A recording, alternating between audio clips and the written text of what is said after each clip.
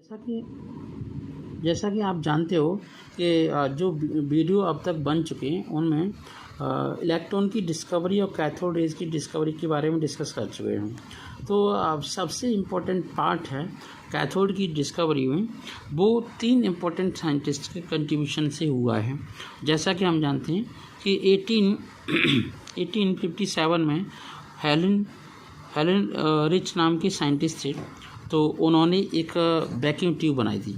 इसके बाद एक और वैक्यूम ट्यूब बनाने के लिए जूलियस प्रिकर का नाम सामने आता है, जैसा कि ये पॉसिबल हो पाया था 1859 में। इसके साथ साथ क्रुक्स थे जिन्होंने 1875 में काफ़ी ज़्यादा कंट्रीब्यूशन किया। किसके लिए? Discovery of a discharge tube के लिए। ये डिस्चार्ज ट्यूब क्या है?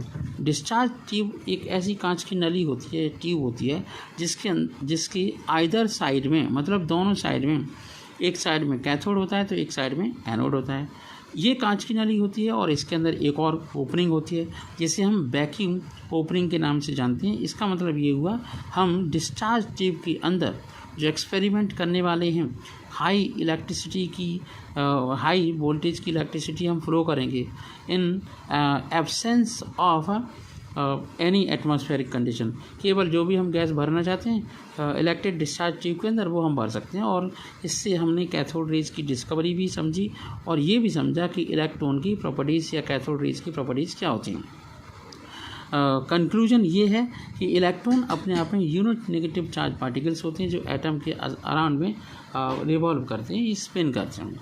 एक और बात मैं आपको बता दूं, अभी मैं आपको जो बात बताने वाला हूं वो है चार्ज टू मास रेशियो। मतलब ये हुआ कि अगर हम इलेक्ट्रॉन की चार्ज और इलेक्ट्रॉन की मास का रेशियो निकालते हैं तो हम देखते हैं किसी भी गैस को हम ले लें इलेक्ट्रिक डिस्चार्ज ट्यूब के अंदर, वो जो आपका इलेक्ट्रॉन की चार्ज और मास का जो रेशियो होता है वो जे थॉमसन ने 1897 में स्टडी किया था, जिसमें ये देखा गया कि कैथोड रेज को इलेक्ट्रिक फील्ड और मैग्नेटिक फील्ड दोनों से गुजारा गया और उसके डिफ्लेक्शन को चेक किया गया।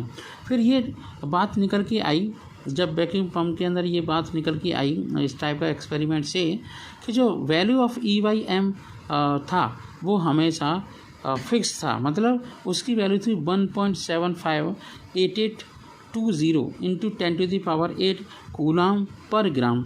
लेकिन अगर हम इसी वैल्यू को किलोग्राम में, अभी ग्राम में था, किलोग्राम में कन्वर्ट करते हैं तो यही वैल्यू हो जाएगी 1.758820 इंटू 10⁻11 कूलम पर किलोग्राम।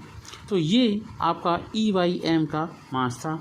और ये भी एक बात बताई गई कि the ratio E/m ratio for particle in the cathode rays was found to be same irrespective of the nature of cathode और nature of gases taken in the discharge tube।